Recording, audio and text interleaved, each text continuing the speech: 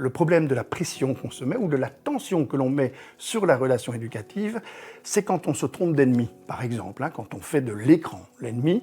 Et ça, on le voit dans beaucoup de familles, par rapport à cette génération qui s'est construite dans les réseaux sociaux, faire peser le poids de la tension sur les écrans sans comprendre ce qui se passe réellement sur les écrans et en faisant en sorte que finalement l'écran est considéré comme le responsable de tout et de toutes les dérives.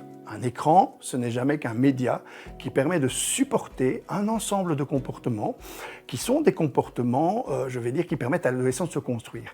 Gérer le temps d'écran, ça c'est indispensable. Il va falloir absolument qu'on laisse une place à des mécanismes de déconnexion douce, partagés et qui sont accompagnés. Le combat autour des écrans crée beaucoup trop de tensions vis-à-vis de l'adolescent et met trop de pression à la fois sur l'adolescent mais aussi sur le parent, alors que lorsque on a le réflexe simplement de couper le temps en trois, le temps scolaire ou le temps professionnel, le temps familial et le temps libre, qui sont des temps différents. Et il faut les vivre comme des temps différents, qu'il faut fixer de cette manière-là.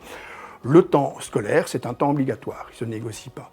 Le temps familial n'est pas un temps libre, c'est un temps négocié. Pas d'écran à table, pas d'écran dans les activités familiales qui ont été négociées. Et le temps libre, tu fais absolument ce que tu veux. Et quand vous avez fixé ces trois temps de manière suffisamment précise, vous enlevez toute forme de pression et toute forme de tension autour des écrans et autour des activités que l'adolescent doit toujours être en mesure de choisir librement. C'est vrai pour les adultes comme pour les adolescents. On a besoin que notre temps libre soit rempli d'activités qui nous correspondent à nous et vis-à-vis desquelles on a de compte à rendre à personne. Pour l'adolescent, c'est la même chose.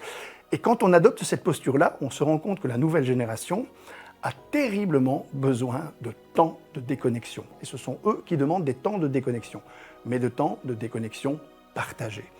On décide en famille, pendant 2 heures, toute la famille lit un livre. Chacun choisit le livre qu'il veut lire, mais ça devient une activité négociée par la famille, plutôt que d'opposer le livre à l'écran, en faisant avec l'adolescent des formes de bras de fer qui sont généralement très peu productifs.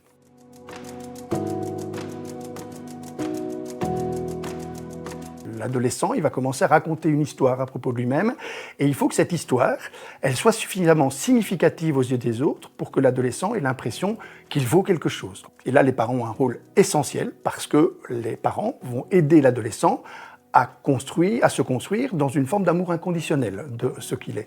C'est important parce que dans nos sociétés notamment, qui sont des sociétés, on est quand même dans la première génération qui a vécu dans les réseaux sociaux et qui n'a pas connu le monde sans les réseaux sociaux, l'image de soi est devenue un socle prépondérant de construction de soi. Or, la vraie difficulté, c'est que la mise en scène de soi, de façon un peu théâtrale parfois, c'est le problème effectivement d'une image de soi qui est généralement théâtralisée, qui est parfois filtrée. Et ça, c'est un vrai souci par rapport auquel on doit nécessairement sensibiliser les parents, parce que cette image filtrée de soi, c'est-à-dire si vous avez utilisé un filtre pour gommer vos boutons, pour diminuer votre surpoids, au moment où vous allez être liké, vous ne savez pas si c'est vous qui êtes liké ou si c'est l'image trafiquée de vous-même. Et ça a une fonction très perturbatrice sur la construction de l'image de soi.